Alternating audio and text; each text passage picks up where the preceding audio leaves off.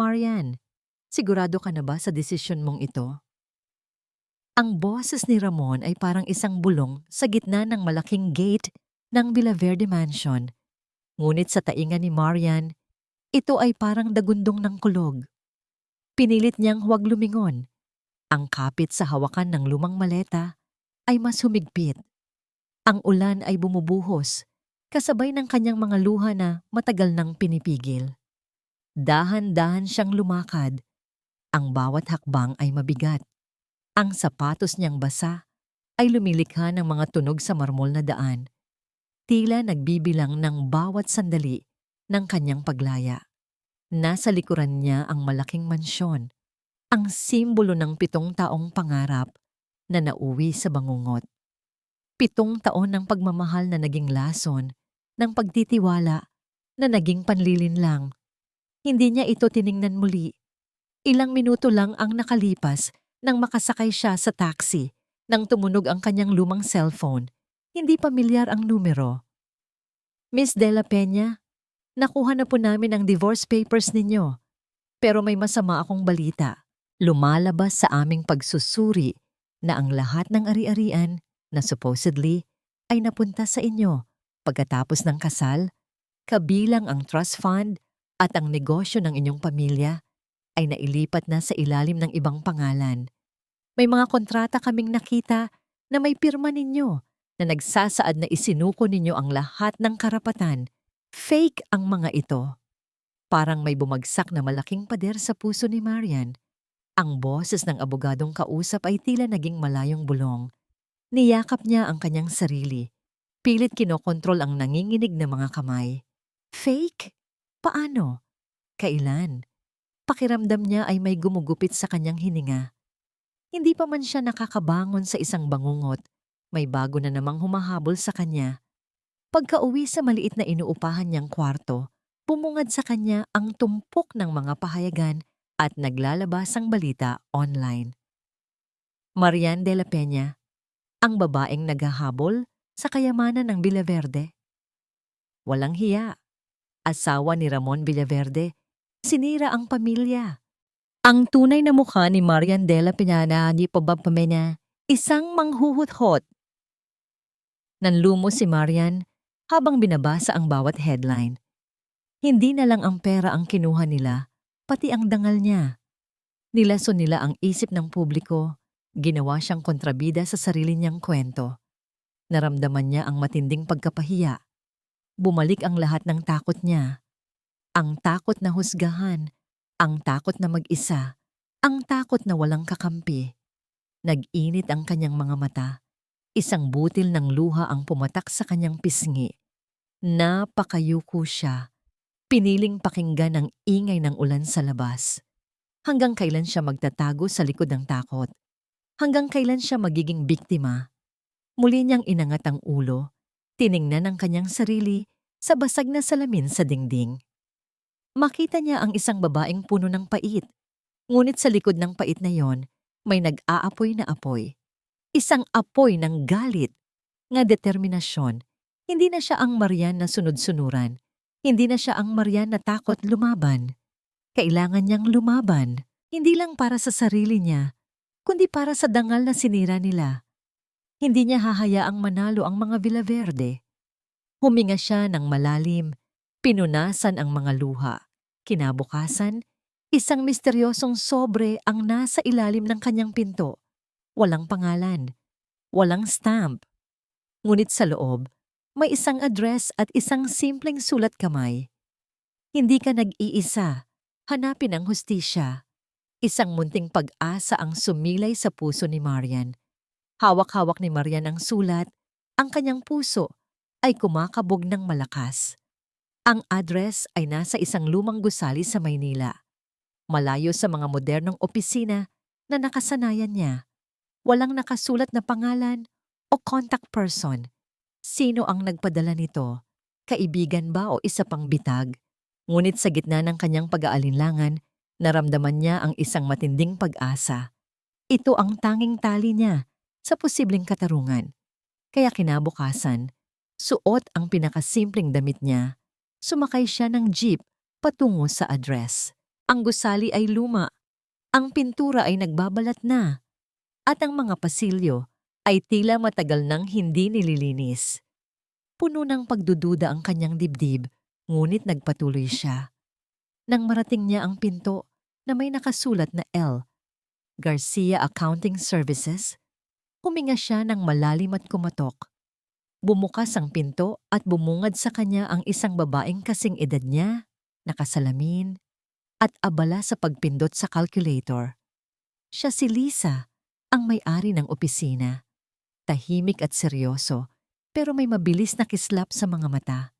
Ikinuwento ni Marian ang lahat, mula sa pag-alis niya sa Villaverde hanggang sa tawag mula sa abogado at sa mga balita. Habang nagsasalita si Marian, walang imik si Lisa. Nakikinig ng mabuti, paminsan-minsan ay sumusulat sa kanyang notepad. Miss De La Peña, sabi ni Lisa matapos ang mahabang paglalahad, ang boses ay kalmado, ngunit may bigat. May impormasyon akong nakalap tungkol sa mga transaksyon ng Villaverde. Matagal na akong may hinala. May mga offshore accounts sila at dummy corporations. Ang mga kontratang pinapirmahan daw ninyo, may mga discrepancy sa signatures at may mga clause na sobrang disadvantageous para sa inyo. Imposibleng napirmahan ninyo iyon ng bukal sa loob, lalo na't may training kayo sa negosyo. Ito ang listahan ng mga accounts at posibleng ebidensya. Inabot ni Lisa kay Marian ang isang folder na puno ng mga dokumento. Nanginginig ang mga kamay ni Marian habang binubuklat ito. Ang mga pangalan ng kumpanya, ang mga petsa, ang mga halaga. Lahat ay tugma sa kanyang mga hinala. Ngunit paano nalaman ni Lisa ang lahat ng ito? Bakit siya tumutulong? Bakit po ninyo ako tinutulungan? Tanong ni Marian. Ang kanyang tingin ay sinalubong ang kay Lisa. Ngumiti si Lisa, isang malungkot na ngiti. May sarili akong dahilan, Miss De La Peña. Hindi lang kayo ang naging biktima ng mga Villaverde, pero hindi ito ang oras para pag-usapan iyon. Ang mahalaga, kailangan nating kumilos. Ang abogadong makakatulong sa inyo ay si Attorney Mateo Cruz. Si Mateo Cruz, ang pangalan ay pamilyar, isang mahusay na abogado, sikat sa pagiging matalas at walang kinikilingan, ngunit kilala rin sa pagiging malamig at walang pakialam sa emosyon. Ang isiping kakaharapin niya ang ganitong tao sa kanyang pinakamahinang sandali ay nagbigay kay Marian ng kaba. Kinaumagahan, naroon na si Marian sa tapat ng opisina ni Attorney Mateo Cruz. Moderno at elegante ang lugar, kabaligtaran ng kay Lisa. Huminga si Marian ng malalim bago pumasok. Si Attorney Cruz ay nakaupo sa kanyang upuan. May seryosong tingin sa kanyang mga mata. Matangkad, matipuno, at may aura ng kapangyarihan. Ngunit ang mga mata niya ay tila nakakakita ng kaluluwa. Miss De La Peña, bungad ni Mateo. Walang emosyon ang boses. Binasa ko ang summary ng kaso ninyo na ibinigay ni Miss Garcia. Hindi ito madali. Napakalakas ng kalaban. Handa na ba kayong harapin ang lahat? Maski ang posibleng paghukay nila sa pinakapribadong parte ng buhay ninyo. Parang isang suntok sa kanyang sikmura ang mga tanong ni Mateo. Naramdaman ni Marian ang pagkirot sa kanyang puso. Ang mga pinakamahinang parte ng kanyang buhay, ang kanyang pagkabigo, ang kanyang mga pagkakamali, ang kanyang mga pinipiling itago. Pero tiningnan niya si Mateo ng diretso sa mata. Handa po akong gawin ang lahat, Attorney Cruz. Matatag niyang sagot. Wala na akong ibang kailangan kundi ang katarungan. Nawala na po sa akin ang lahat, pati ang dangal ko. Handa akong labanan sila. Tumango si Mateo. Ang kanyang ekspresyon ay nanatiling hindi nababago. Magaling. Dahil sa kasong ito, hindi lang pera at ari-arian ang kailangan nating ibalik. Kailangan nating ibalik ang pangalan ninyo. Magsisimula tayo bukas. Paglabas ni Marian sa opisina ni Mateo, tila gumaan ang kanyang pakiramdam, ngunit may halo pa ring kaba. Ang lalaking iyon, ang mga mata niya ay tila naglalaman ng mga lihim at hindi pa nalulutas na sakit.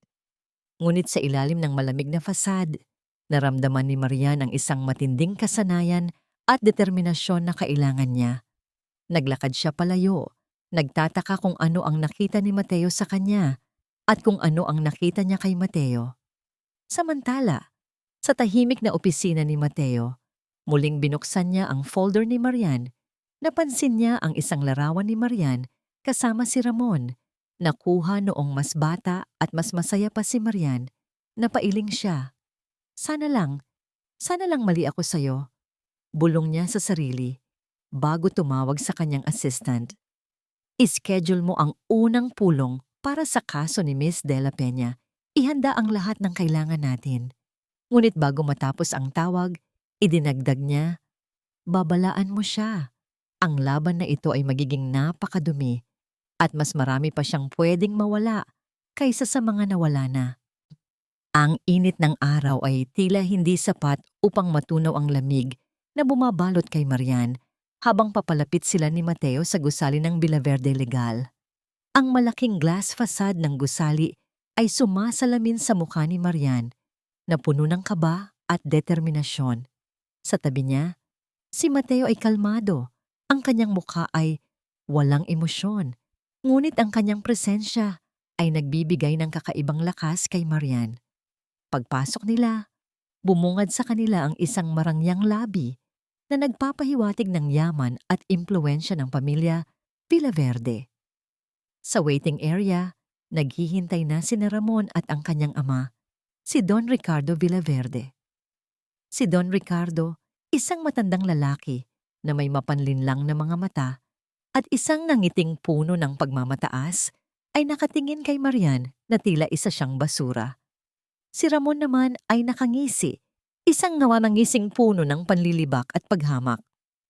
Well, look who it is. Bungad ni Ramon. Ang kanyang boses ay may halong sarkasmo. Ang aking dating asawa, kasama ang kanyang bagong knight in shining armor.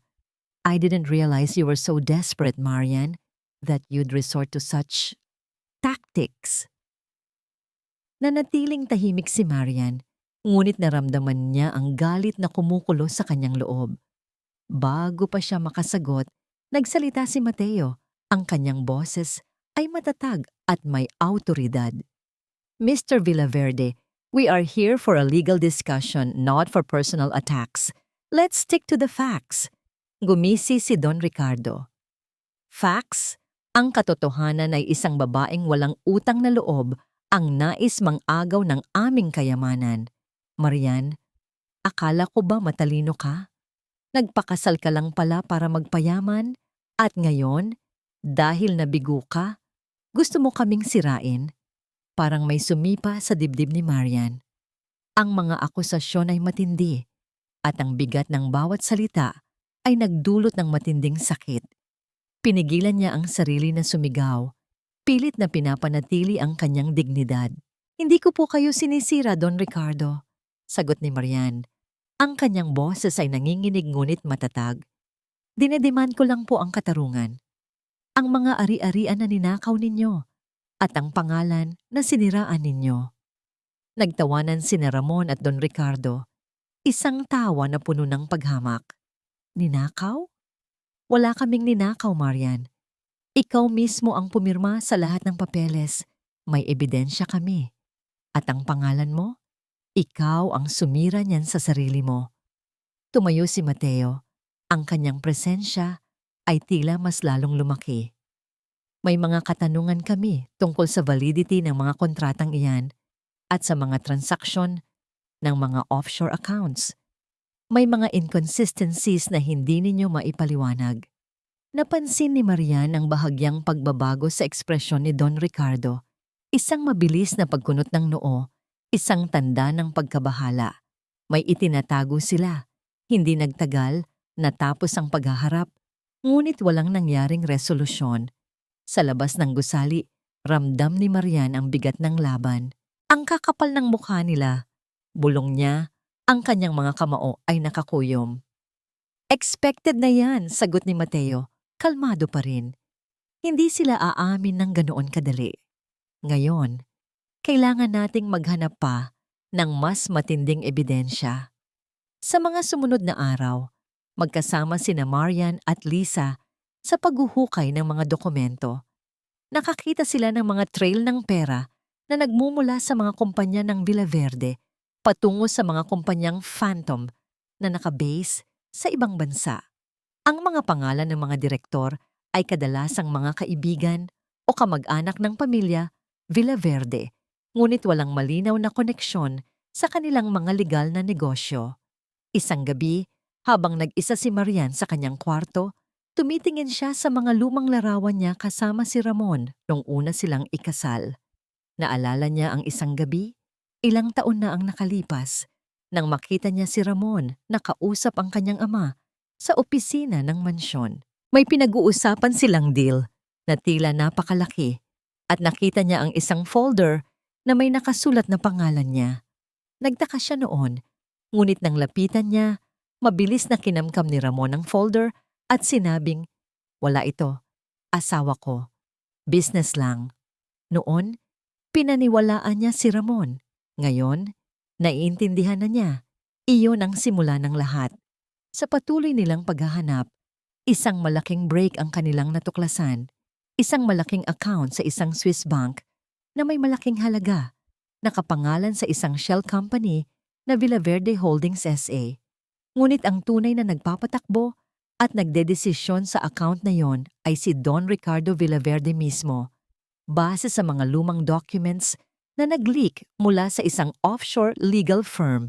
Ang account na ito ay tila ginamit para magtago ng malaking halaga ng pera at posibleng bahagi ng kanilang illegal transactions. Ang lamig sa loob ng opisina ni Mateo ay tila hindi nababawasan, gaano man init ang labas. Ngunit sa mga nakaraang linggo, may kakaibang init na nararamdaman si Mateo sa tuwing kasama niya si Marian. Ang dating babaeng balisa at takot, ngayon ay nagiging mas matatag. Ang kanyang determinasyon ay nakakahawa. At sa bawat araw na kasama niya si Marian, unti-unting nabubuo ang paghanga sa loob niya. Attorney Cruz, nakita na po namin ang koneksyon sa pagitan ng Swiss account at ng isang real estate development na pinunduhan ng Villaverde. Ilang taon na ang nakakaraan. Sabi ni Marian, abala sa pag-aayos ng mga dokumento sa mesa ni Mateo. May discrepancy sa costing at sa aktwal na gastos. Siguradong ginamit nila yon para mag-launder ng pera. Tumango si Mateo. Magaling, Miss De La Peña. Iyan ang kailangan natin. Ang bawat detalye ay mahalaga. Napansin niya ang pagod sa mukha ni Marian. Lumalalim ang eye bags niya at paminsan-minsan ay napapahinto siya para huminga ng malalim. Ang laban na ito ay kumakain sa kanya, ngunit patuloy pa rin siya. Kailangan nating mag-ingat, Miss De La Peña. Sabi ni Mateo, ang kanyang boses ay mas malambot kaysa sa dati. Ang mga Villaverde ay hindi madaling kalaban. Hindi sila titigil hanggat hindi kanila napapatahimik. Tama nga si Mateo. Kinagabihan, habang naglalakad si Marian pauwi, mula sa opisina ni Mateo, nakatanggap siya ng text message mula sa isang hindi kilalang numero. Alam namin kung nasaan ka. Tigilan mo na ang paghukay o baka may mas masahol pa mangyari sa'yo. Kasama ng mensahe ay isang blurred na larawan ng kanyang apartment. Nanginginig ang kanyang mga kamay. Naramdaman niya ang matinding takot. Mabilis siyang tumawag kay Mateo. Sa kabilang linya naramdaman ni Mateo ang takot sa boses ni Marian. Stay calm, Miss De La Peña. Huwag kang papalabas. Tatawagan ko ang security. Pupuntahan kita dyan. Hindi nagtagal, naroon na si Mateo sa labas ng apartment ni Marian, kasama ang dalawang security personnel. Nakita niya si Marian, nakasandal sa pader, nanginginig ang buong katawan. Agad siyang lumapit at inalalayan ito. Okay ka lang ba? Tanong ni Mateo. Ang kanyang boses ay may halong pag-aalala. Ito ang unang pagkakataon na narinig ni Marian ang ganoong tono mula sa kanya. Natatakot ako, attorney. Bulong ni Marian. Ang kanyang boses ay halos hindi marinig. Paano nila nalaman ang address ko? Delikado ba talaga ako? Napabuntong hininga si Mateo. Malamang may nagbabantay sa'yo. Ito ang dahilan kung bakit sinasabi kong mag-ingat tayo. Hindi na ito simpleng kaso. They're playing dirty. Sa mga sumunod na araw, naging mas maingat si Marian. Hindi na siya naglalakad ng mag-isa sa gabi at palaging may kasama. Si Mateo ay naging mas protective. Hindi lang siya isang abogado, tila naging personal na bantay niya rin. Ang kanyang presensya ay nagbibigay kay Marian ng kakaibang seguridad. Isang hapon, habang lumalabas sila sa korte, sinalubong sila ng mga paparazzi. Miss Dela Peña, totoo bang isa kayong gold digger? Attorney Cruz, nakikisawsaw lang ba kayo sa yaman ng Villaverde? Nagulat si Marian sa pagdami ng mga tanong at flash ng kamera. Biglang may humila sa buhok niya at naririnig niya ang mga mapanghusgang salita mula sa mga tao. Naramdaman niya ang matinding kahihiyan, pinigilan niya ang mga luha. Agad na hinila ni Mateo si Marian palayo. Iniharang ang kanyang sarili para protektahan ito. Respeto naman sa korte. Sigaw ni Mateo sa mga paparazzi, ang kanyang boses ay puno ng galit. Huwag ninyong bastusin ang aking kliyente. Pagka-uwi sa opisina ni Mateo, nakita niya ang sarili sa salamin. Ang kanyang ekspresyon ay puno ng pagkabahala. Ang galit na naramdaman niya kanina. Matagal na niya itong hindi naramdaman. Ang huling beses ay noong flashback. Isang babae, si Camille, ang kanyang dating kasintahan. May ngiti sa labi, hawak ang kamay niya. Mahal na mahal niya si Camille. Ngunit isang araw, nalaman niyang niloloko siya ni Camille at mayroon ding kaso ng pandaraya na kinasangkutan si Camille na nagdulot sa kanya ng matinding sakit at pagkawala ng tiwala sa pag-ibig. Ang sakit na yon ang nagpatigas sa kanyang puso, nagtago sa likod ng profesionalismo. Ngayon, nakikita niya si Marian at sa mata niya, nakikita niya ang parehong sakit at takot na naramdaman niya noon. Ang pagkakaiba lang, si Marian ay lumalaban at gusto niyang protektahan si Marian. Kinabukasan, pagdating ni Mateo sa opisina, bumungad sa kanya ang nakakalat na papeles at nakabukas na cabinets. May nag-break-in. Mabilis niyang chinek ang lahat ng files. Wala namang nawala, pero malinaw ang mensahe. Nagbabanta na ang mga Villaverde. Sa bawat araw na lumilipas, tila lumalaki ang bigat sa balikat ni Marian. Ang mga pagbabanta, ang mga matatalim na tingin mula sa publiko, ang mga headline na patuloy na bumubulusok sa kanya, lahat ay kumakain sa kanyang lakas. May mga sandaling gusto na niyang sumuko, umalis na lang sa bansa at kalimutan ang lahat. Ngunit sa bawat pagod na yon, naroon si Mateo. Ang kanyang presensya ay tila isang matatag na pader laban sa lahat ng hamon. Isang hapon, pagkatapos ng isang mahabang sesyon sa opisina, napansin ni Mateo ang panlulumo sa mga mata ni Marian. Miss Dela Peña, kailangan ninyong magpahinga. Sabi niya, ang kanyang boses ay may bahid ng pag-aalala. Hindi kayo makaka-function ng maayos kung ganyan kayo. Hayaan nyo, ako na muna ang mag-aasikaso ng iba. Salamat po, attorney. Mahina niyang sagot. Pero hindi ko alam. May pag-asa pa ba? Ang lakas nila. Parang kahit anong gawin natin, may bago silang ilalabas para sirain ako. Tinitigan siya ni Mateo ng matagal. May pag-asa, Miss Dela Peña. Laging may pag-asa. Hindi tayo titigil hanggat hindi natin nakukuha ang katarungan. Hindi ka namin iiwan. Ang mga salitang iyon ay tila musika sa tainga ni Marian, nagbibigay ng kakaibang init sa kanyang puso. Kinabukasan, niyaya ni Lisa si Marian na mag-lunch. Sa isang tahimik na kainan, habang nagkakape, biglang naging seryoso ang mukha ni Lisa. Marian, simula ni Lisa, ang boses ay mahina. May kailangan akong sabihin sa'yo. Matagal ko nang itinago ito. Nagulat si Marian sa biglang pagbabago ng tono ni Lisa. Ano po iyon, Lisa? Huminga ng malalim si Lisa at nagsimulang ikwento ang kanyang nakaraan. Ang pamilya ko. Dating may maliit kaming negosyo.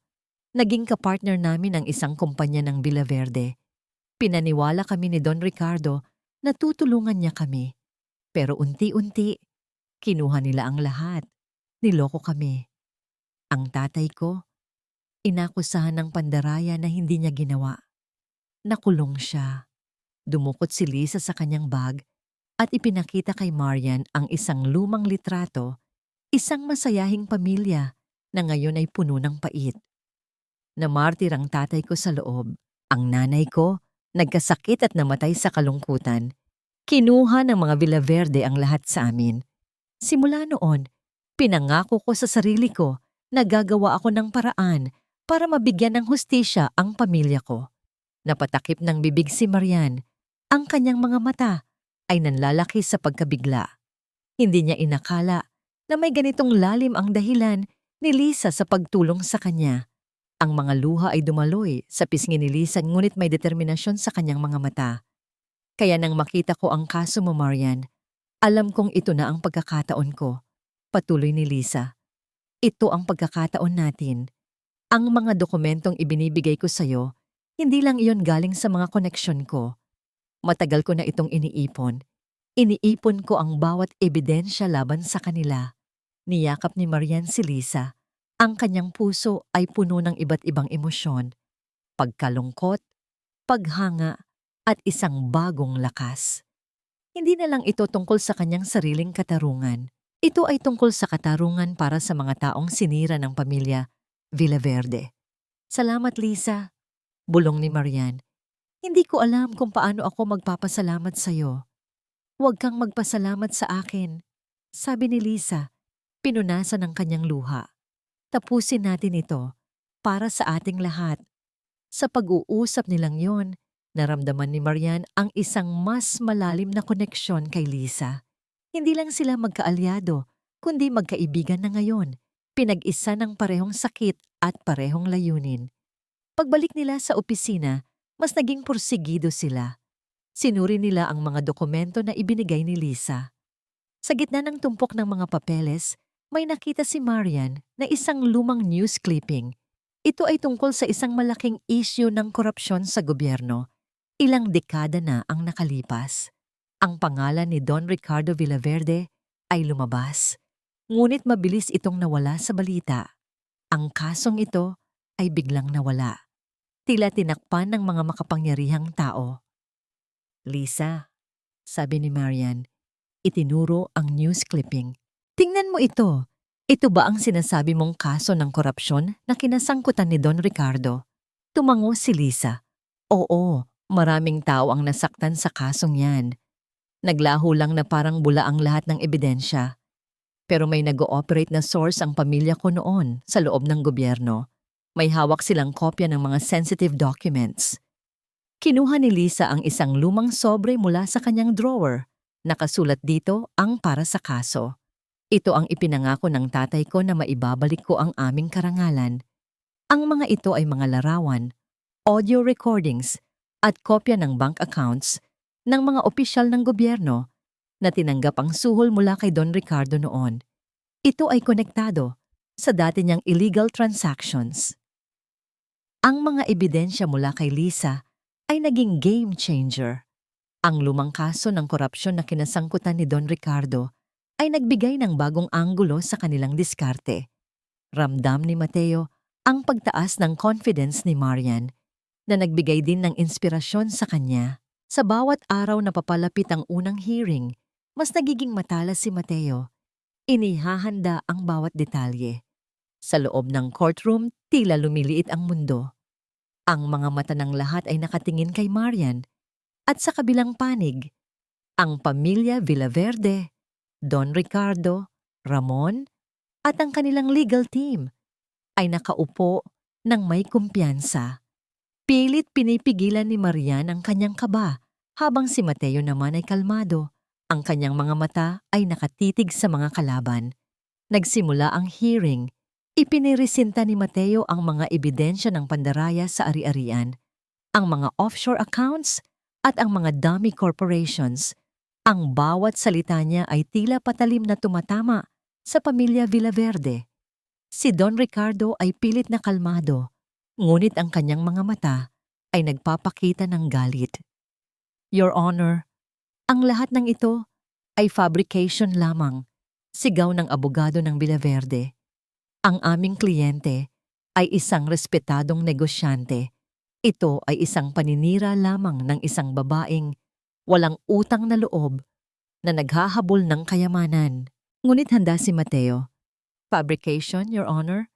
Paano niyo ipapaliwanag ang mga bank statements na ito mula sa Swiss bank na nagpapakita ng malalaking halaga na inilipat mula sa mga Villaverde Holdings patungo sa mga personal accounts ng mga opisyal ng gobyerno?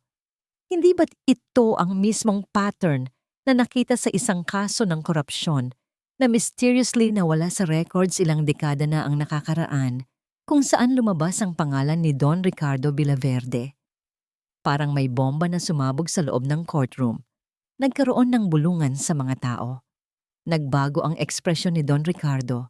Mula sa pagmamataas ay napalitan ng gulat at pagkatapos ay galit. Umalma ang abogado ng Villaverde, ngunit hindi na gaanong matalas ang kanilang depensa. Nakangiti si Marian. Pakiramdam niya ay unti-unting lumiliwanag ang kanyang daan. Sa wakas, unti-unting bumabagsak ang pader ng mga Villaverde. Ngunit hindi pa tapos ang laban. Your Honor, biglang tumayo si Ramon. Ang kanyang boses ay malakas at puno ng kumpiyansa. Mayroon po akong ebidensya na magpapatunay na ang lahat ng kontratang pinirmahan ni Marian ay kusang loob niyang ginawa. I-play ang video. Biglang umilaw ang malaking screen sa courtroom. Lumabas ang isang video. Sa video, nakita si Marian, nakangiti, pumipirma sa isang tumpok ng mga dokumento. Mayroon pa siyang sinasabi na hindi marinig ng malinaw, ngunit ang kanyang mukha ay masaya, tila walang pilitan. Ang video ay mukhang matagal nang nakatago, at ang anggulo ay tila sadyang inayos para ipakita si Marian sa pinakamagandang anggulo. Nanginig ang buong katawan ni Marian. Ano ito? Hindi niya maalala ang video na yon. Ang kanyang puso ay kumakabog ng napakabilis. Pakiramdam niya ay nilalamon siya ng lupa. Your Honor, makikita niyo, sabi ni Ramon. Ang kanyang ngiti ay nakakainis. Walang pilitan, walang pandaraya. Si Marian mismo ang pumirma. Gusto lang niyang sirain ang aming pamilya dahil sa paghihiganti. Narinig ni Marian ang bulungan sa mga tao, ang mga salitang gold digger, manghuhot-hot, sinungaling. Lahat ng pinaghirapan niya para maibalik ang kanyang dangal ay tila gumuho sa isang iglap. Pakiramdam niya, bumalik siya sa simula. Sa oras na iniwan niya ang mansyon, walang-wala. Nanlumo siya, hindi makatingin sa kahit sino. Miss De La Peña, anong masasabi mo tungkol dito? Tanong ng hukom. Hindi makasagot si Marian. Ang kanyang lalamunan ay tila barado. Nanginginig ang kanyang mga kamay. Naramdaman niya ang matinding kahihiyan at pagkatalo. Agad na tumayo si Mateo. Your Honor, humihingi po kami ng pagkakataon para suriin ang video na ito. Mayroon po kaming hinala na manipulated ang video na ito. Hindi ito nagpapakita ng buong katotohanan. Ngunit ang hukom ay tila nagdududa. Mr. Cruz, ang video ay tila malinaw at ang iyong kliyente ay tila walang depensa. Tiningnan ni Mateo si Marian. Ang kanyang mga mata ay puno ng pag-aalala. Nakita niya ang pagkawasak sa mukha ng babaeng pinaglaban niya. Alam niyang kailangan niyang gawin ang lahat. Your Honor, humihingi po kami ng suspension ng hearing para makapaghanda kami ng counter-evidence. Matatag na sabi ni Mateo. Pinagbigyan ang hiling ni Mateo. Ngunit habang lumalabas sila sa korte, ramdam ni Marian ang bigat ng buong mundo. Hindi na niya kayang tumingin kahit kanino. Naramdaman niya ang matinding kawalan ng pag-asa. Lahat ng pinaghirapan niya, lahat ng sakit na dinanas niya, ay tila wala lang.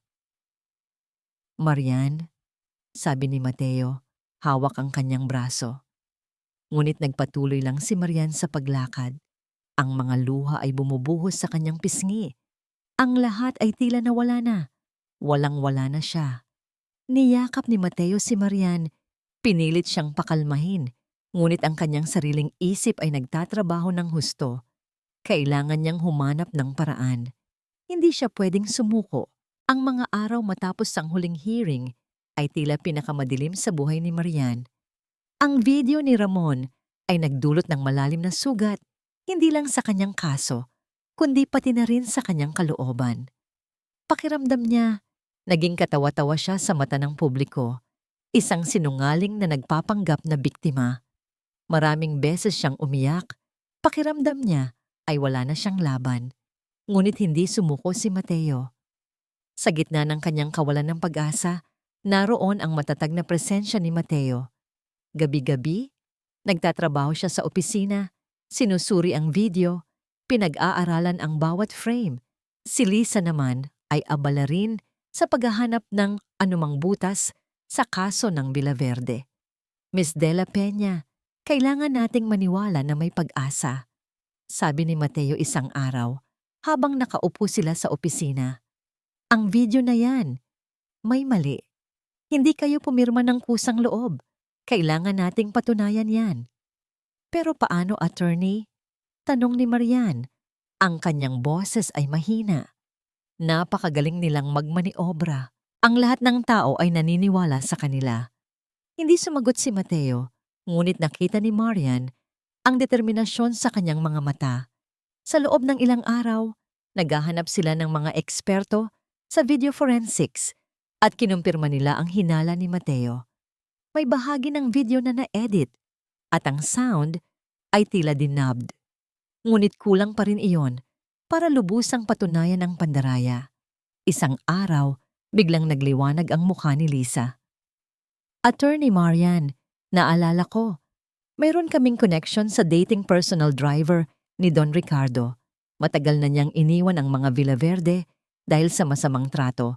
Baka alam niya ang tungkol sa mga illegal transactions nila o kung paano nila pinilit si Marian.